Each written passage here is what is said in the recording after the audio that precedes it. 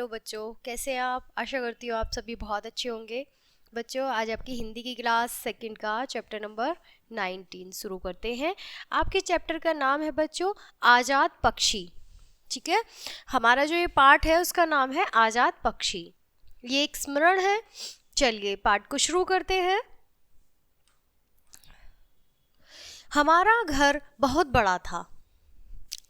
आसपास के घर भी बड़े बड़े थे। कई घरों की छतें एक दूसरे से सटी हुई थी मतलब एक दूसरे से बिल्कुल मिली हुई थी।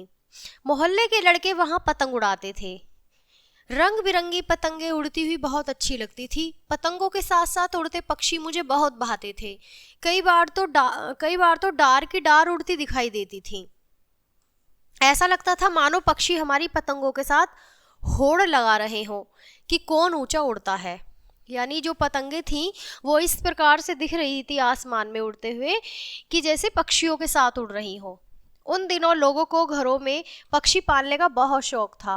हर घर के बरामदे में कई कई पिंजरे लटके रहते। रंग बिरंगी चिड़ियां बंद पिंजरों में चीखती चिल्लाती पंख फड़फड़ाती रहती।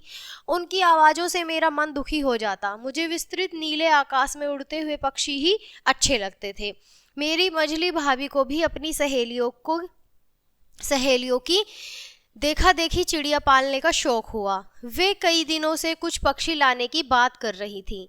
मेरे कानों में भी भनक पड़ी। मैंने भाभी से विनती की कि वे पक्षियों को न लाएं।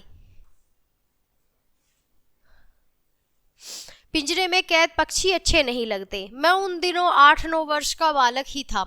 मेरी बात कौन सुनता। भाभी 4 रंग बिरंगी चिड़िया और एक नया पिंजरा ले आई। पिंजरे में बैठा पक्षियों का जोड़ा चिल्ला रहा था।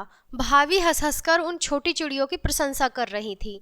वहाँ क्या कितनी सुंदर चिड़ियाँ हैं। सभी खुश थे, बस मैं ही उदास था।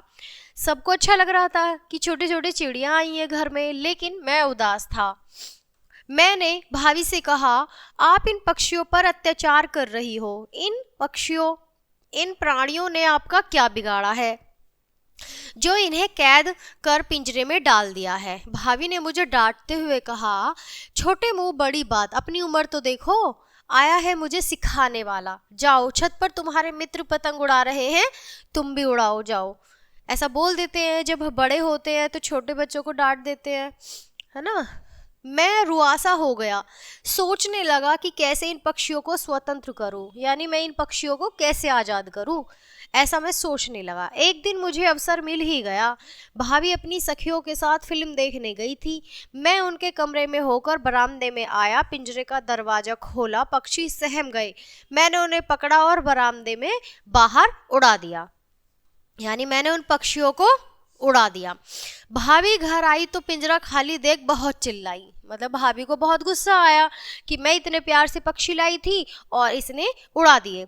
खुद तो क्रोध किया ही, परिवार के अन्य लोगों से भी मेरी शिकायत की।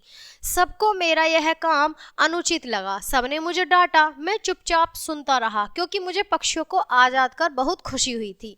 यानी मैं खड़ा तो चुपचाप था, लेकिन मुझे अंदर ही अंदर मन में बहुत खुशी हो रही थी कि मैंने पक्षियों को आज़ाद कर दिया। काश मैं उन पक्षियों को भी निकाल पाता जो अन्य लोगों के घरों के बरामदे में लटके पिंजरों में बंद है। तो बच्चों, ये ऐसा उस लड़के ने, छोटे बच्चे ने सोचा कि काश मैं सभी के पिंजरों में से उन पक्षियों को आज़ाद कर पाता। तो ये जो हमारी कहानी, जो स्मरण है, ये है रविंद्र नाथ ठाकुर जी की। आशा करती हूँ आपको ये कहानी बहुत पसंद आई होगी। तो बच्चों, ये पाठ यहीं ख़त्म होता है। मिलती हूँ आपसे अगले पाठ में। तब तक के लिए बाय। Thanks for watching.